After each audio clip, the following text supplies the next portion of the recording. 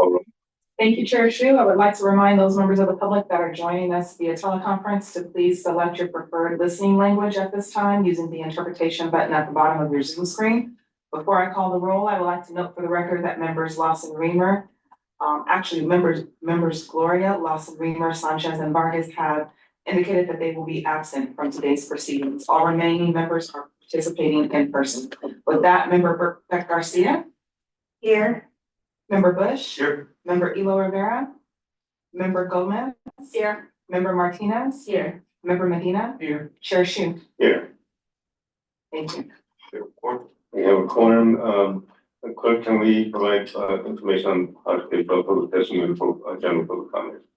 Thank you. For those individuals wishing to speak on non-agenda public communication at this time, I would ask that you use, if you're joining us virtually, please use the instructions that are provided on your Zoom screen. You can press the raise hand feature at the bottom of your Zoom screen or press *9 now at this time. And if there are any members of the public that wish to address the board under non-agenda public communication, please complete a speaker slip at this time and submit it to us now. Seeing no movement in the conference room or any virtual hands raised, there's no public communication on this item. Thank you. We'll move on to the one item that we have, public hearing of the Air Pollution Control Officer's proposed budget for the San Diego County Air Pollution Control District for fiscal year 2024-25. Clerk, can you please provide instructions on public testimony on this item? Thank you, Chair Shu. I would ask any members of the public that would like to speak on this item that are here in the conference room to please complete a speaker slip at this time. For those members of the public that are joining us via teleconference, please dial into the conference line now using the instructions provided on your screen. You may also indicate that you wish to speak on this item by using the raise hand feature at the bottom of the Zoom screen or by pressing *9 now. Your public testimony will be heard at the conclusion of the staff presentation. Thank you. Thank you. And I have all my notes again that it's Mike Watt making this presentation. No, thank you, Chair Shu. I'll be making the presentation. Thank you for joining us this evening. Tonight's hearing is to present our fiscal year 24-25 recommended budget. I'm joined here today by Spencer Hartice, our principal accountant who heads up our budget team. And we'll be reviewing some of the budget information later in this presentation. Next slide, please. So during this presentation, we're going to provide an update on the district's fiscal year 23-24 accomplishments, a highlight of some of the fiscal year 24-25 goals and objectives, talk about public outreach and engagement we've done and will continue to do, look at the fiscal year 24-25 recommended budget, fund balance usage, program budget highlights and changes, and then finish by providing some upcoming dates related to the budget process. Next slide, please. I wanted to start by hitting on just a few highlights of the district's fiscal year 23-24 accomplishments, including we continued work to incorporate environmental justice principles and practices into all that we do. We partnered with the San Diego International Border community to identify air quality priorities and address air quality challenges, including forming a community steering committee and developing a community emissions reduction plan with strategies to help improve air quality for community residents. We also continued expansion of the regional and community monitoring network, including new sensors in the Tijuana River Valley. We initiated the electric landscape, ELEAF, I'll just cut the acronym short since we talked about that already. ELEAF program to provide financial incentives for small businesses to switch to cordless zero emission alternatives. We funded or are in the process of paying out in excess of $9 million on over 60 incentive projects that reduce emissions from non-stationary sources. The projected lifetime emission reductions from these projects are the equivalent of taking almost 7.5 million miles of heavy-duty truck traffic off the road. And as part of the Portside Air Quality Improvement and Relief or PAIR program, we assisted with the distribution of over 550 air monitors and air purifiers in the Portside communities. And we developed an interactive air quality complaint mapping tool to allow for transparency into our projected 600 annual public complaints. We also funded our after-hour complaint program to be available around the clock to promptly address air quality concerns, and our current average response time is about 4 hours. Next slide, please. So looking forward, as part of the fiscal year 24-25 recommended budget, we will continue to expand upon our programs to promote our goals of air quality, public health, environmental justice and equity, public engagement and transparency, and operational excellence. These goals and objectives were weaved into the budget development process to advance the district's vision of clean air for all and our mission to improve air quality to protect public health and the environment. As part of the recommended budget, we want to highlight a few of the goals and objectives we have for the upcoming year, including continuing to invest in projects that incentivize the transition to cleaner mobile equipment such as heavy-duty trucks, agricultural tractors, school buses, off-road equipment, and marine vessels. These investments are projected to reduce emissions of harmful air pollutants by 200 tons over the lifetime of the projects. We'll be reestablishing a monitoring station in Escondido to ensure continued air quality monitoring is covered in that area of the county. We'll be commencing development of an expanded residential air filtration and air monitoring program for residents in communities disproportionately impacted by air pollution beyond the portside communities. We'll be expanding the Community Air Protection Program monitoring network by pursuing the establishment of additional monitoring sites in the region. We'll be initiating implementation of the International Border SERP and continuing implementing the Portside SERP by engaging and supporting partner agencies to carry out strategies prioritized by the community steering committees in those areas. We're also continuing to expand our tools to make our data available to the public so that we can provide meaningful data, such as information regarding enforcement actions, air quality data, and communities that might be exposed to elevated health risks to enhance accountability, empower communities, and facilitate informed decision-making processes. For operational excellence, we'll be partnering with the County of San Diego and SDG&E to install additional electric vehicle charging stations at the district office for fleet, employee, and public use. And we will be maintaining fiscal stability by reducing our dependence on fund balance for for ongoing costs. Next slide, please. So a few of the highlights from the recommended budget include $120.2 million in total revenues and expenditures for fiscal year 24-25, which includes $60 million in pass-through grant funds to incentivize projects that accelerate air quality and public health improvements, including $34 million specifically for projects benefiting disadvantaged communities. I also want to highlight $1 million in EPA grant funding to expand engagement with multiple communities throughout the region in air quality awareness, monitoring, planning, and advocacy. And we have funding for additional air quality monitoring sites planned in Escondido, National City, Imperial Beach, San Ysidro, and Otay Mesa. We also, in this budget, are showing reduced reliance on fund balance to fund district operations and one-time projects. Next slide, please. So every year as we've developed the budget, we've sought to increase outreach and engagement as part of the recommended budget. On February 8th of this year, we held a public workshop to engage with community members and stakeholders, asking for feedback on how they would like to see the district spend discretionary funds moving forward in both the upcoming and future budget years. The recommended budget summary and schedule of fees for fiscal year 24-25 was posted on the district's website on April 9th. Notice of its availability and opportunity to submit written comments online, by email, or at the public hearings was mailed directly to every air quality permit holder, sent to subscribers of the district's email listserv, and in English and Spanish, and posted to the district's social media accounts. On April 17th and 23rd, an overview of the recommended budget was presented at the International Border and Portside Community Steering Committee meetings to engage community residents in the budget process. And then on April 25th, we presented to the Planning and Policy Committee as well. In addition to this, we've been making weekly social media posts with recommended budget highlights, as well as ways to provide feedback and participate in the budgeting process.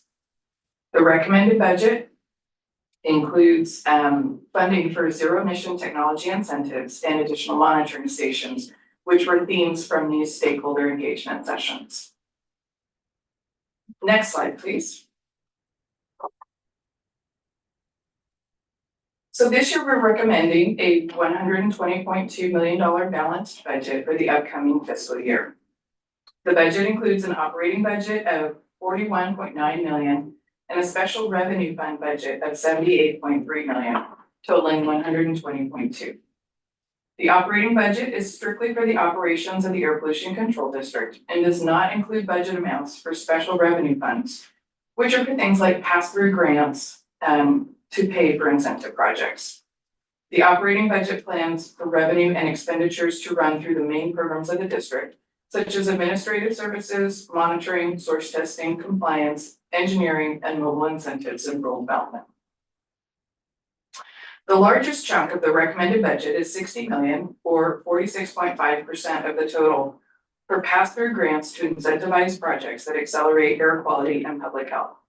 This includes $34 million in AB 617 funding, specifically for projects benefiting disadvantaged communities. The second largest expenditure is $29.5 million, or 22.9% for salaries and benefits. Also noted for APCD's recommended 178 staff positions. This includes county negotiated labor agreement increases and all benefits, including healthcare, retirement, and workers' compensation, as well as one new full-time position that we're recommending. $17.6 million of the budget is for operating transfers out, which reflects the expenditure side of the transfer of monies between district funds to account for transactions where one fund, like the operating fund, provides services on behalf of one of the special revenue funds. An example of this is the transfer of funds out of the Air Quality Improvement Trust Fund and into the Operations Fund to recover SDAPC's cost for motor vehicle related operations and other programs necessary for the attainment or maintenance of state or federal quality standards. And finally, $15.2 million, or 11.8% of the budget, is for services and supplies, which we refer to as S&S. This includes costs the district is responsible for outside of salaries and benefits, and some examples of costs are related to fleet, IT, building maintenance, office equipment, educational materials, translation services, and monitoring equipment deployed throughout the region. Next slide, please. As noted before, the recommended budget is balanced, meaning we're proposing spending $122 million as described in the previous slide, and we are estimating revenues the same amount. The largest source of district revenue is intergovernmental revenues of $84.7 million, or 70% of all of our revenue. This revenue source is from state and federal funds, most of which is pass-through funding for projects to improve air quality and public health. A small portion of the grant funds are used to help offset some of the district costs to implement various clean air programs and are not passed through as incentives. Grant agreements with the funding agency usually dictate how we can be reimbursed for work done under the grants. Another primary source of revenue is other financing sources, which reflects the offsetting revenue side of the operating transfers out or monies transferred between district funds, as noted on the previous slide. And $11.4 million, or about 10%, is for licenses, permits, and franchises. This is revenue derived from permit application fees, permit renewal fees, and other fees paid for by customers for district services. This fee-related revenue can only be used to cover the costs of services provided by the district to applicants, permit holders, and other customers. Next slide, please. The district's recommended special revenue fund budget for fiscal year 24-25 is $78.3 million, which is included in the overall $120 million budget. The special revenue funds are primarily comprised of state and federal grant funds, most of which, roughly $60 million, is for pass-through funding for incentive projects to improve air quality and public health. 90% of the special revenue fund budget is made up of three funds. Funding from the state for AB 617 Community Air Protection Program is $40.3 million, or 51%. State Carl Moyer Program funding is $19 million, or 24%. And revenue derived from a $4 vehicle registration fee paid annually by San Diego County motorists makes up about 11.7 million or 15%. The remaining 10% of the special revenue fund budget is made up of other pass-through grant programs such as Clean Cars for All, Farmer, and GMER. Next slide, please. The district is proposing an increase in our operating budget from our fiscal year 23-24 budget of $2.9 million. A majority of that is related to increases associated with salary and benefits as part of county negotiated labor agreements and the addition of one staff position, which is partially offset by decreases in overhead costs due to additional grant funding, which reduces the program overhead costs to be spread across the department. The fiscal year 24-25 recommended budget expenditures by program removes the overhead costs allocated via expenditure transfer and reimbursement to show a program-specific representation of each program's revenues and costs.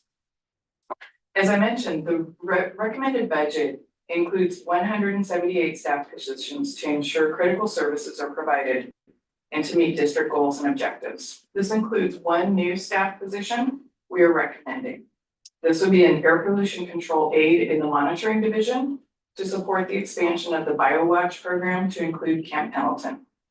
This position will be 100% funded by Federal Department of Homeland Security, the BioWatch grant that we currently have with them.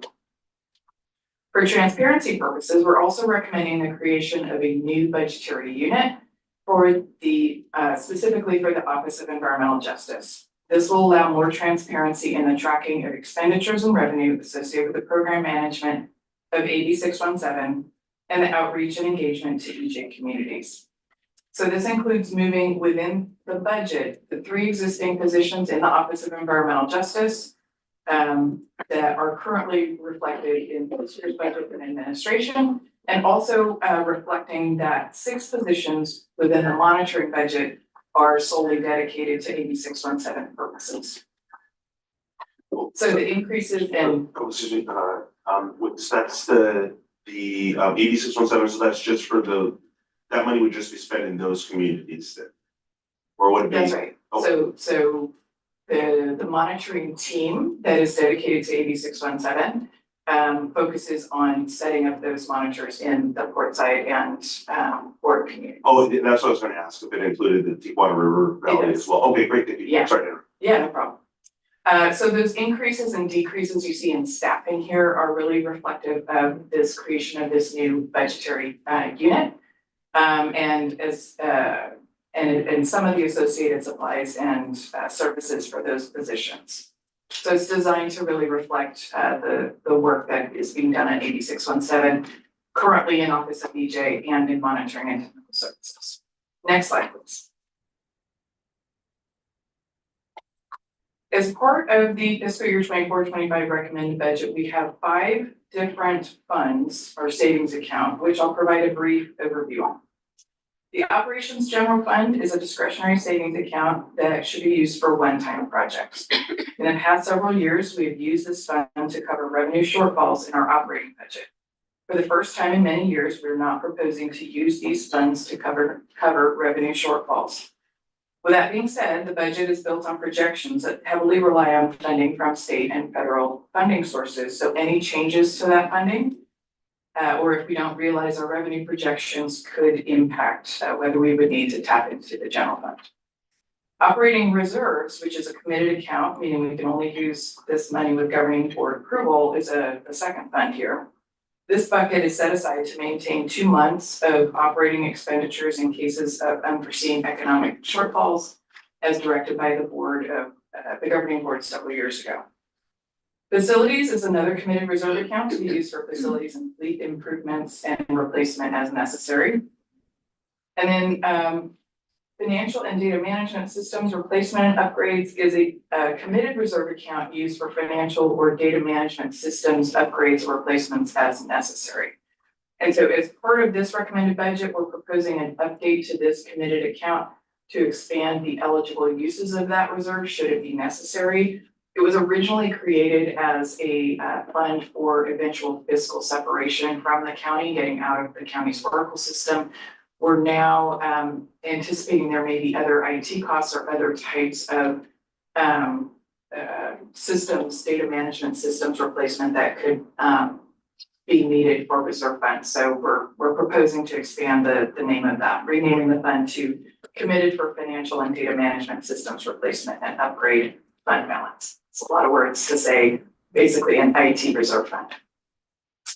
And finally, our DMV registration fee or DMV fund is used to support the district's mobile source related programs, such as funding for incentive projects that directly reduce emissions from vehicles and equipment, and other related activities to implement the California Clean Air Act.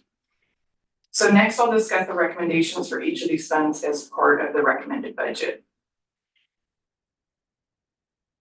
Oh, sorry, next slide, please. So in this chart, the blue bar represents the current balance we're projecting as of the end of fiscal year 23-24 for each of these funds.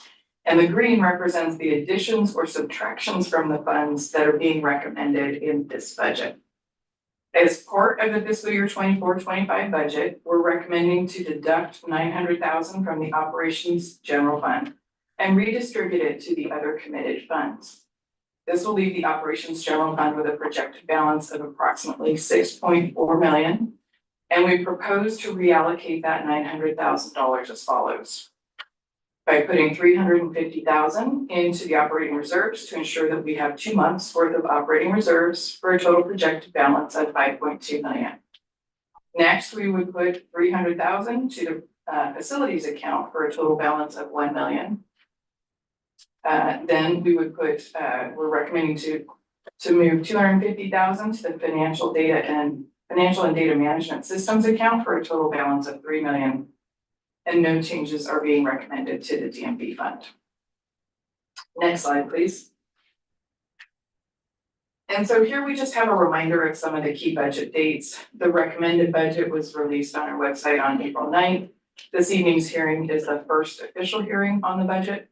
And then on June 13th, budget deliberations by the governing board will take place.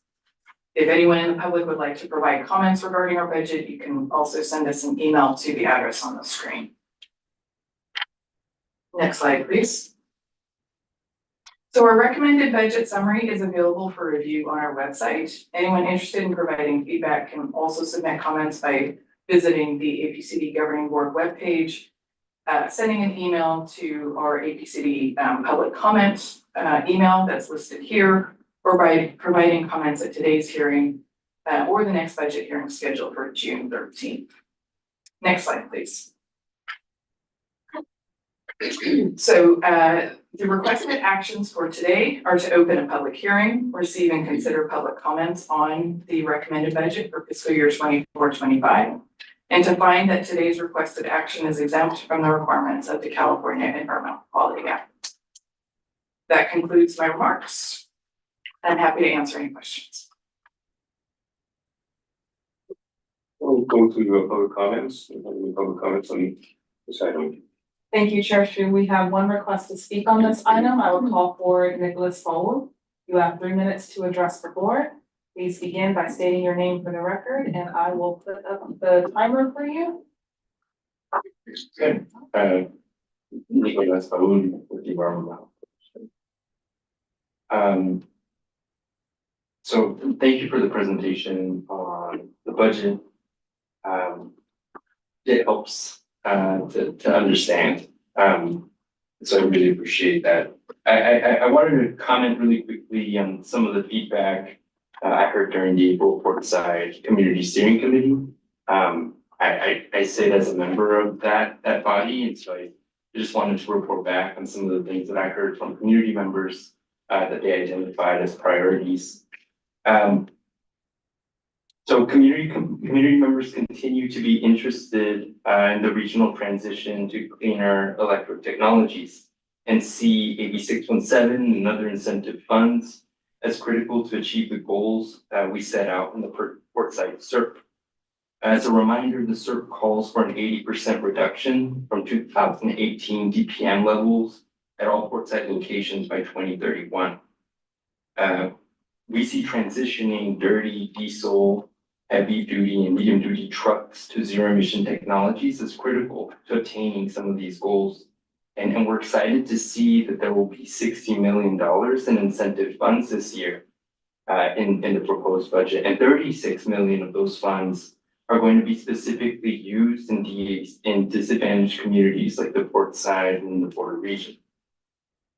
That's exciting. We continue to urge APCD to continue to find ways to find more funding for incentive programs. Secondly, residents are really interested in finding sustainable funding sources for the Office of Environmental Justice. We were excited last year when there was enough funding in the budget to bring on a new air quality specialist to the Office of Environmental Justice team. And we were also excited to hear about the $1 million EPA grant that APCD received last year, which will help sustain some of the work of the Environmental Justice Office. Again, though, the $1 million EPA grant is a temporary solution, and EHC looks forward to working with APCD to find ways to secure sustainable funding for the Office of Environmental Justice as it continues to expand its scope and footprint throughout San Diego County. I made this comment at the Policy and Planning Committee meeting a few weeks ago. Last year, there were some conversations about supporting AB 1609, which was a DMV fund, a DMV fee increase in the state legislature. And so we encourage, EHC encourages this body to continue to find possible pieces of legislation like that can increase the amount of funding that our district receives, and finding a way to make sure that a proportion of those funds get directed to the Office of Environmental Justice to sustainably fund that for years to come. Thank you. I know I went a little over. Thank you. Thank you. That concludes public comment on this item. Thank you. Do we have any member comments or questions? Everybody then. Yes, thank you for the presentation. I have a question about whether this budget aligns with the strategic planning effort that's ongoing. I know we haven't finished that, but I'm curious to know how the two align. Sure, thank you, Member Medina, for that question. You're correct. We are currently in the process of developing the strategic plan. What I will say is that the goals flow through both documents. So the goals, the 5 goals that this board has adopted previously, are leading our work today. So what you saw and what's in the document, what you saw some highlights of, are some of the objectives on tap for this coming fiscal year. We're currently working to project those out and to project out additional objectives that would be coming over the 3 to 5 year timeframe. And so, this, it's theoretically the kind of the first year of that. And so there may be adjustments that we make in future budget years, depending on how that strategic plan, what it looks like at the end when the board adopts it. But we feel like this is going to be a consistent, this is consistent with the goals and the feedback that we've heard so far in that process. And this was mentioned, some of the comments that we heard in the budget engagement were for additional monitoring that is incorporated in here. And so we've tried to address where we could that feedback that we've heard so far. Thank you. I was really excited to see the regional monitoring station returning to Escondido. I know I've been patiently waiting for that. And then you had also mentioned some other monitors in different communities, which included Escondido. Is that include the regional monitoring one, or are there going to be additional monitors in Escondido? There was a slide that had a list of cities that said putting monitors in different communities. That had like National City, Escondido. So I wasn't sure if that was in addition to the regional monitoring one, or I'll let Domingo address that. Thank you. Thank you for the question. Yes, the budget does include the regional monitoring station for a relocation for Escondido. And as far as additional monitors, we're looking at the community-based monitoring that we're doing in Portside and in the international border community, as well as sensor-based monitoring for other communities throughout the region, based on the EPA, $1 million EPA grant that we received. So it's a combination.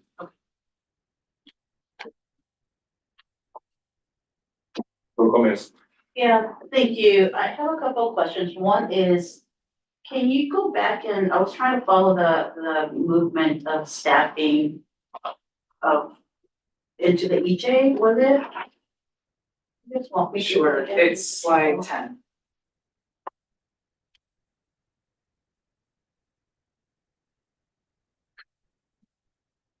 So.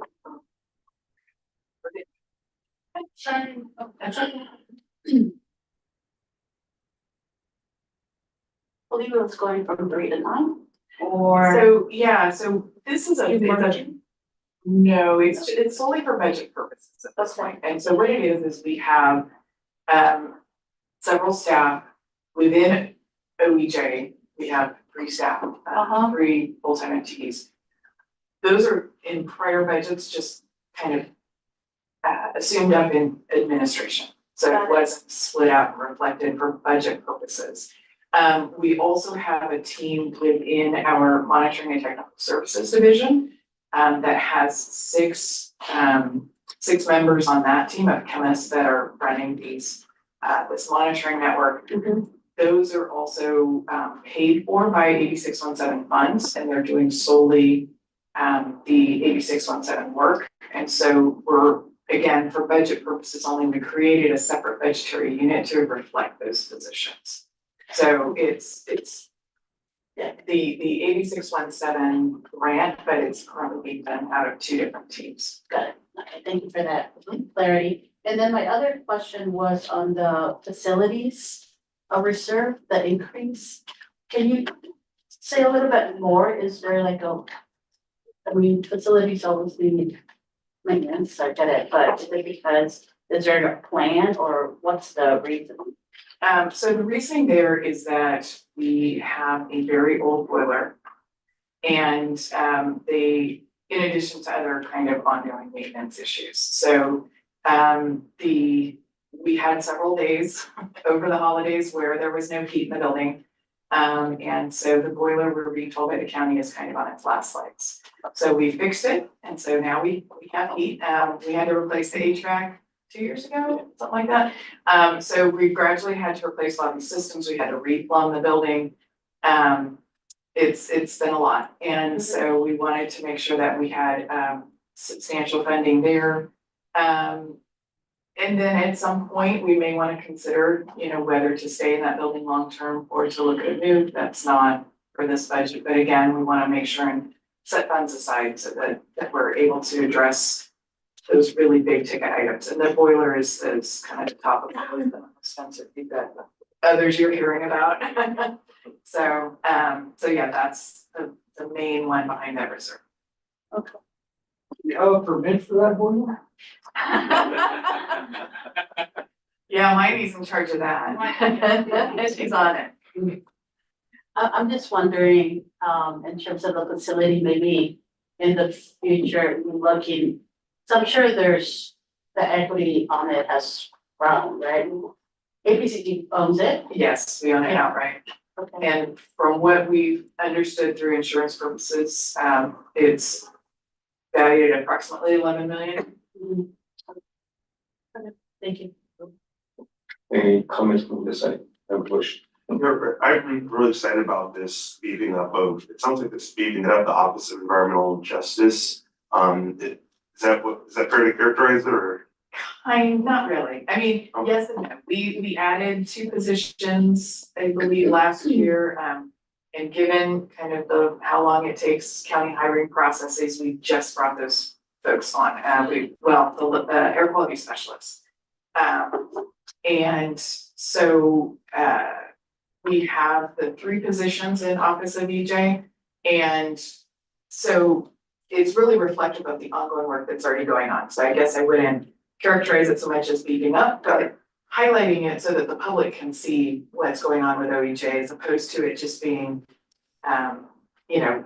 reflected as part of administration or, the other team reflected as just part of monitoring. Okay, no, I appreciate that transparency and just the clarification on my characterization of it, because yeah, I guess you're right, that's not technically beefing it up, and I don't wanna overly, like, I don't wanna go around saying that if that's not what we're doing, but I still think there's a lot of value in just having it be its own standalone kind of office, because I would see all our different departments kind of integrating with that, or at least working with that kind of on a almost separate issue, separate, but integrated, I guess it's a better way to characterize it, but is there, like, just for my understanding, a like org chart of how, I guess visually I'm not understanding, like I understand from a budgetary standpoint, but visually I'm not understanding how how it worked through our org chart or set up this proposal.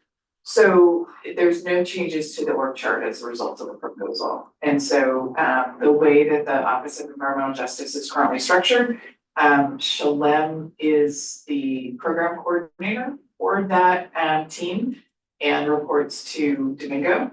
And then the other team reports to, you saw Kevin in the monitoring video, reports to David, who's the Chief of Monitoring and Technical Services. So we can definitely provide you with an org chart, just so that it makes sense. I don't know that we can pull it up right now. Yeah, no, But there's not changes that are being proposed as a result of this. Got it. Okay. Yeah, well, then I'll have an offline conversation just so I understand more about the structure and how this works, but it sounds like no changes. And then my question on the air pollution control aid, the new one that on the BioWatch, so I understand that's fully funded by the federal government. Well, what is that? What issue was that for to keep monitoring? So we have a grant, and there's a very, very limited amount that we can say about it publicly, but to monitor, we work with Department of Homeland Security as kind of a network of monitors throughout San Diego County to ensure there's no bioterrorism concerns. And so. Okay, well, that helps, that helps. That to a location at Camp Pendleton, and so this would be an additional aid to service that location. Okay, so I was thinking it was more for emissions, something to deal with current emissions from Camp Pendleton, so nothing at all to do with that then? No. Got it, thank you for that clarification. Sure. And yeah, no, I'm excited about this overall, particularly Office of EJ. So I would like to see understand more about how it's structured, Office of EJ, because to me, I don't think I understood that. I was really picturing the Office of EJ as its own standalone item, and it seems like it's still integrated, which is good, but I still think that it would serve to have its own standalone. It sounds like it's not that, but maybe I just need to understand better, like how the current flow and structure is. But I'm really excited about it, and so far I've just seen great work from the team, and I'm just really happy it's moving forward, and EJ is prioritizing it it's never been done before. So thank you, staff. Thank you. Any other comments, questions? If not, I have one or two quick questions. It has to do with the 617 program and the grant programs associated with that. And I'm interested in the limitations and criteria for the grants, how the criteria is developed, as well as what are some of the limitations of how those funds can be used. So for the incentive funding, is that what you're asking? Right. So we do have grant agreements with CARB that specify how those grant funds can be used. Generally, they follow the same criteria as some of our Moyer grants. For example, that's our it's a grant program that provides funding for a lot of the cleaner than required equipment across the region.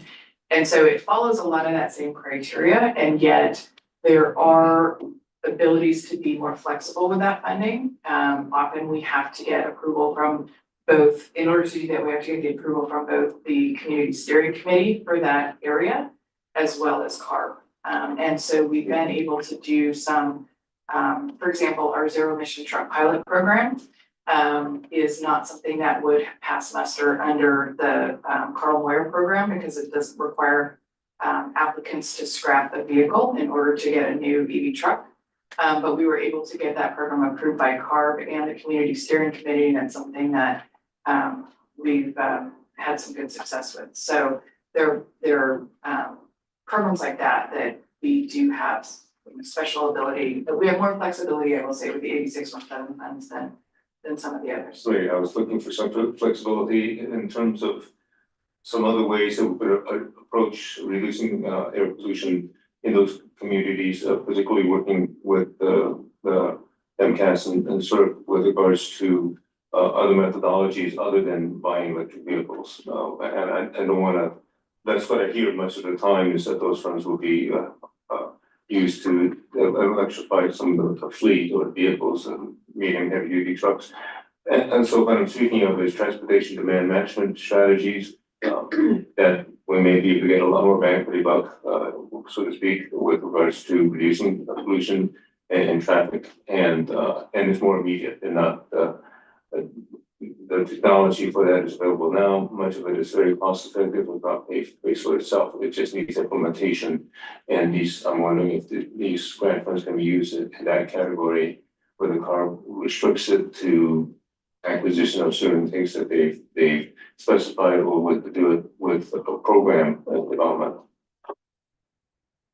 To my knowledge, and unfortunately we don't have Kathy here to talk in more detail about the program. We can certainly report back to you on that, but to my knowledge, I have not seen TDM type programs. Oh, is Kathy on? Did she hear the question? Okay, let's let our expert, Kathy Keehan, Chief of our Emission Reduction Strategies team, answer that question. Hi there, can you all hear me? Yes. Great. Sorry I couldn't be there in person. Chair Shu, I think we'd have to go back and research more fully your question about TDM strategies. I think theoretically there might be a way to do it, but it would depend on the strategy. It would depend on the cost effectiveness of the strategy. It would depend on the implementability of the strategy and the ability to quantify the emission reductions from that strategy. So it's not impossible, but it definitely would take some thought and research and work and support from the Community Steering Committee and the ability for us to convince CARB that it's a strategy the community really wants to pursue. So yes, and I would say. I just wanted to keep that possibility open. I'm going to be asking, or have asked, Sandag to look into it since they're doing some of the data collection and work on those lines. Look for other TPM type strategies for medium heavy duty trucks in other parts of the country, so we have some idea of what they might look like. I'll take it to apply. I understand it may be also part of the existing plans that we have, particularly for traffic on Plymouth Drive. There's also other strategies for congestion relief pricing.